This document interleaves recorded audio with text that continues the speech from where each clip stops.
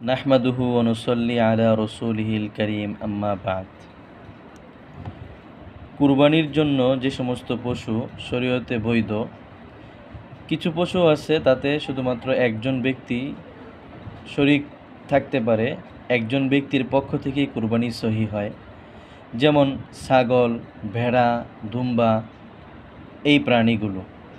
তাছাড়া আর কিছু পশু আছে যেগুলো বড় পশু, গরু, মহিষ, ওট, এই জাতীয় প্রাণীর মাঝে 7 জন ব্যক্তি শরীক হয়ে কুরবানিতে অংশগ্রহণ করতে পারে। 7 জন ব্যক্তির পক্ষ থেকে কুরবানি সহি হয়ে যায়। তবে শরীকানার ক্ষেত্রে খুবই সতর্কতা কাম্য।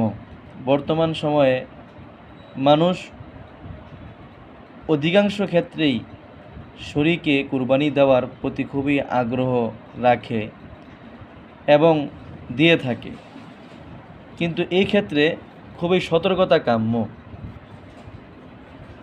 দেখতে হবে আমি যার সাথে শরীক হয়ে কুরবানি দিচ্ছি তার মাল সহি কিনা, সাথে সাথে তার নিয়ত সহি কিনা।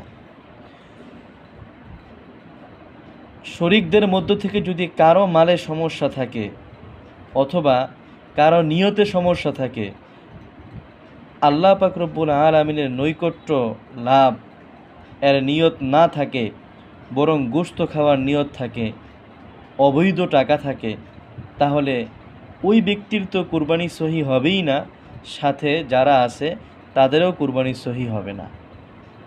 কেননা কুরবানিতে আল্লাহ পাক রব্বুল আলামিন একটু সুযোগ দিয়েছেন, বড় প্রাণীতে 7 জন শরীক হতে পারে, কিন্তু কুরবানি তো একটাই হয়, একবারই জবে হয়। তাই সকলের নিয়ত যদি একরকম না হয়, এখানে গাবলা থাকে, একজনের গাবলার কারণে, একজনের নিয়তে গরমিল থাকার কারণে, একজনের অর্থের মাঝে গরমিল থাকার কারণে সকলেই কুরবানি বাতিল হয়ে যায়। আল্লাহ পাক রব্বুল আলামিন আমাদের সকলকে সতর্ক হয়ে কুরবানি সহি হয় এমনভাবে কুরবানির ব্যবস্থা করার তৌফিক দান করেন। আমিন।